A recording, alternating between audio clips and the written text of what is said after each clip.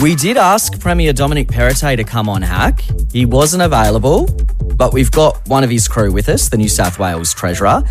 Matt Kean, welcome to Hack. Dave, thanks for having me. Look, let's paint a picture. Let's say you're a young person in New South Wales, maybe you're a student. If you can find a place to rent, you're struggling to pay skyrocketing prices, like you're short for food. You might even be hitting up charities to get by. This is a nightmare situation for so many young people in New South Wales.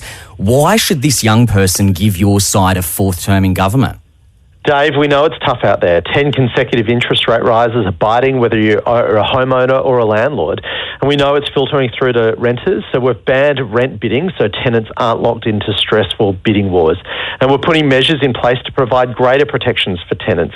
Things like banning no-fault evictions and moving towards a reasonable grounds model. We're extending notice periods for end of fixed term leases from 30 to 45 days, allowing tenants more time to find a new home.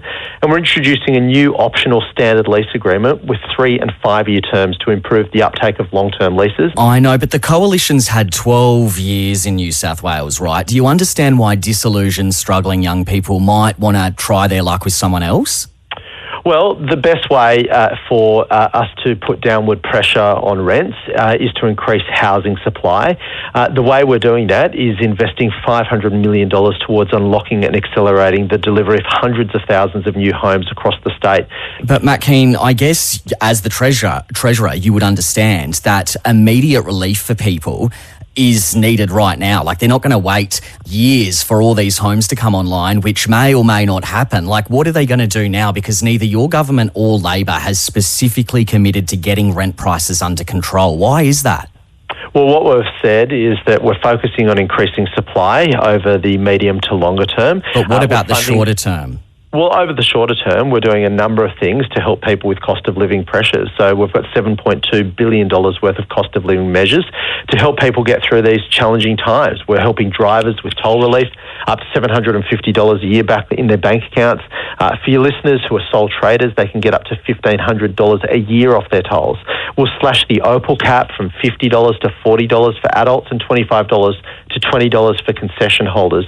That means no matter how much you use trains, buses, ferries, metro or light rail, you'll pay no more than $40 for adults and $20 for students in a week. Okay. And that'll make a big difference to people. Well, you can only do that. Look, it may make some difference for people. Of course, anything helps. But for a lot of people, it's not going to help them in the ways they need. Like, it sounds like you can't actually promise those people who can't afford to pay their rent right now that things are actually going to get better under a re-elected Perrottet government.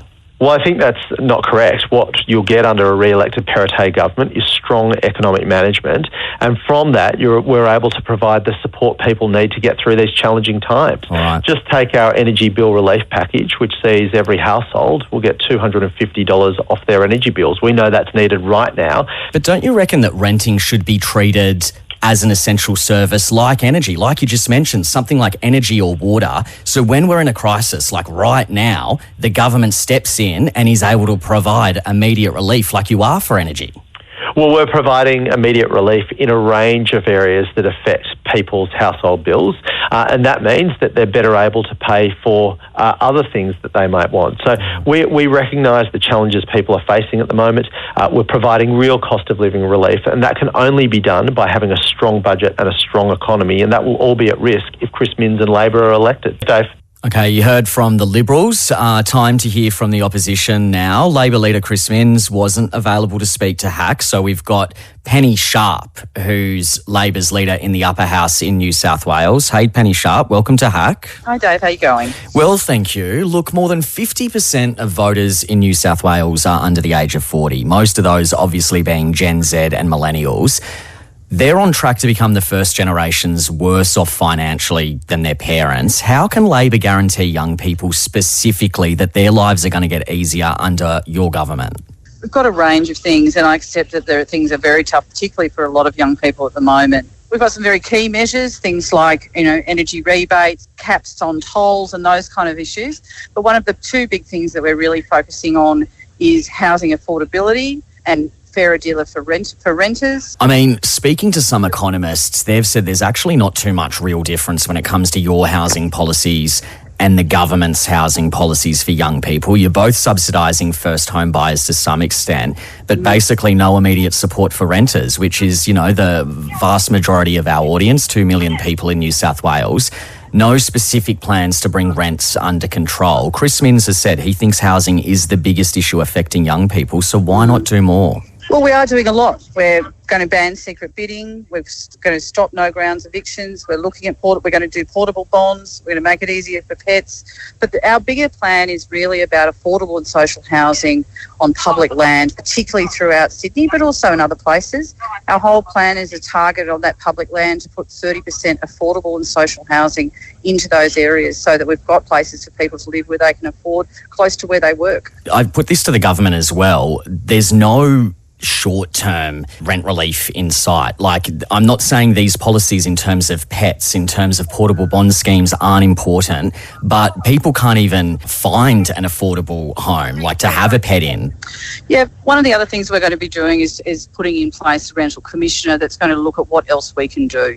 This is not a simple issue that you can't, people own houses that they rent out. The government doesn't have full control over what they do with those houses. They're privately owned, but we do have control over what we're doing in the planning space. We have a lot of control over what we're doing in all of those other areas around building and getting more social and affordable housing. One of the biggest failures is where there's been housing growth, there's no targets under the current government and we've gone backwards.